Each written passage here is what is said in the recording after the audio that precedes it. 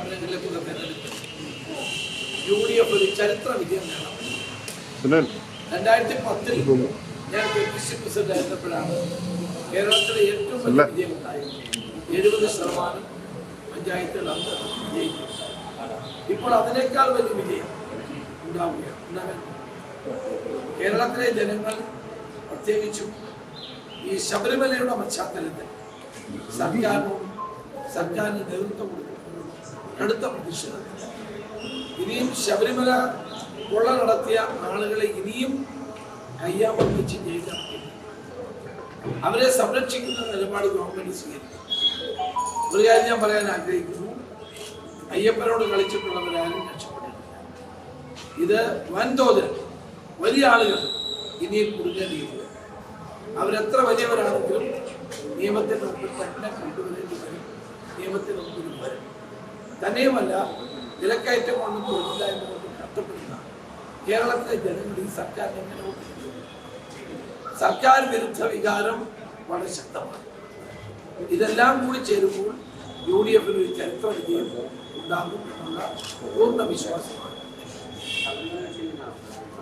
ശബരിമല ഒരു വലിയ വിഷയം തന്നെയാണ്.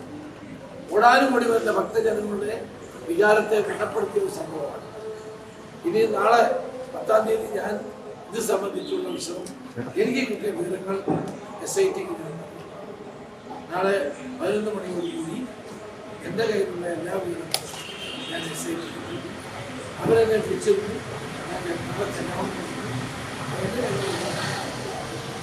ഇത് അന്തർദേശീയ തലത്തിലുള്ള ഒരു വലിയ കൊള്ളയാണ്. ഇന്റർനാഷണൽ മാർക്കറ്റിൽ കൂടാനുകൂടി വില വരുന്ന ആന്റിക് സാധനങ്ങൾ ഇത് ഇതുവരെ കണ്ടുപിടിച്ചിട്ടില്ല.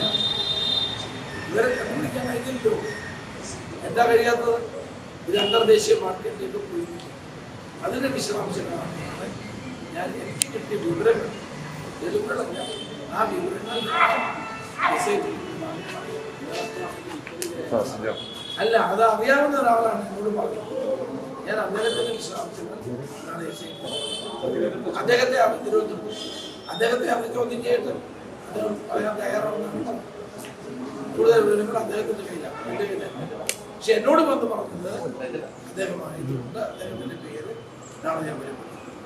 അദ്ദേഹത്തിന് പോലീസ് സംരക്ഷണം കൊടുക്കണം, അദ്ദേഹത്തിന് ഭയമുണ്ട്.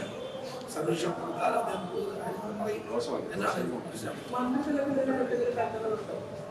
ഞാൻ പറഞ്ഞല്ലോ, മന്ത്രി അറിയാതെ ഒന്നും നടക്കില്ല. അത് അന്വേഷണത്തിൽ മന്ത്രിമാരെ സംരക്ഷിക്കാൻ മുഖ്യമന്ത്രി ശബരിമലയിൽ കൊള്ള നടന്ന യഥാർത്ഥ കള്ളന്മാർ രക്ഷപ്പെടാൻ പാടില്ല. അതുകൊണ്ട് മന്ത്രിമാരടക്കം നടപടി ഉണ്ടാകണം, അറസ്റ്റ് ഉണ്ടാകണം. യഥാർത്ഥ വസ്തുക്കൾ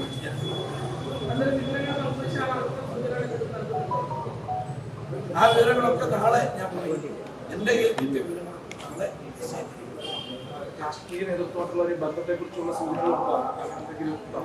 അതെല്ലാം അദ്ദേഹം പറയുന്നുണ്ട്. പറയുന്ന കാര്യം എന്റെ കയ്യിലല്ല, അദ്ദേഹത്തിന് പല കാര്യങ്ങളും അദ്ദേഹത്തിന് അറിയാം. ഞാൻ പറയും, നിങ്ങൾ അറിയാവുന്ന കാര്യം ഭയപ്പെടേണ്ട.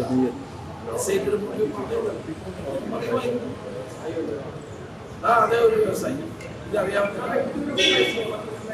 അല്ല. നാളെ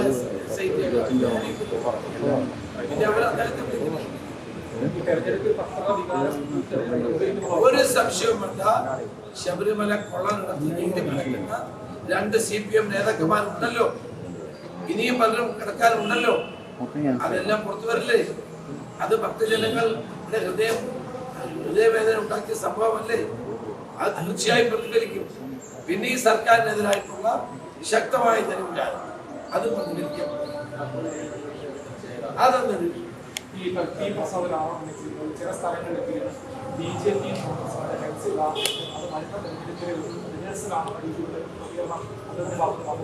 അത് അദ്ദേഹത്തിന്റെ അദ്ദേഹം LDF നടത്തിക്കൊണ്ടിരിക്കുന്ന BJP-യുമായിട്ടുള്ള അന്തർധാര മറച്ചു വെക്കാൻ വേണ്ടി 7000 സീറ്റുകളിൽ BJP സ്ഥാനാർത്ഥിയില്ല. അവിടെ LDF-യുമായിട്ട് സഖ്യമാണ്. LDF-ഉം BJP-യും വ്യക്തമാണ്. അതുകൊണ്ടാണ് ഈ സ്വർണ്ണക്കടത്ത് ആവിയായി പോയത്, ED നോട്ടീസുകൾ ആവിയായി പോയത്. അതുകൊണ്ട് അത് മറച്ചു വെക്കാൻ CPM ഉം BJP അന്തർധാര മറച്ചു വെക്കാൻ തന്നെയാണ് ഇത്തരം ആരോപണങ്ങൾ. ഞങ്ങളുടെ ഏറ്റവും മുഖ്യ ശത്രു BJP. ഞാൻ പറയുന്നു ദേശീയ തലത്തിൽ ഇവിടെ കേരളത്തിൽ CPM ഇവർ രണ്ടുപേർക്കും പോരാട്ടം. ആ പോരാട്ടത്തിൽ ഇത്തവണ UDF ഒരു ചരിത്ര വിജയം.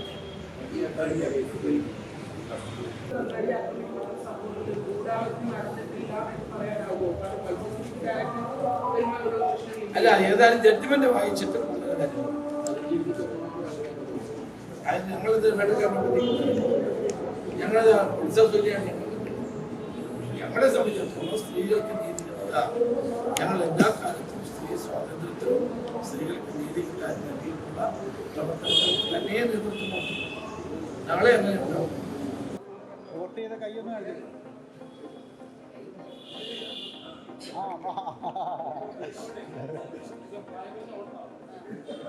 രണ്ടുപേരെല്ലാം വോട്ട് ചെയ്തിട്ടുണ്ടല്ലോ.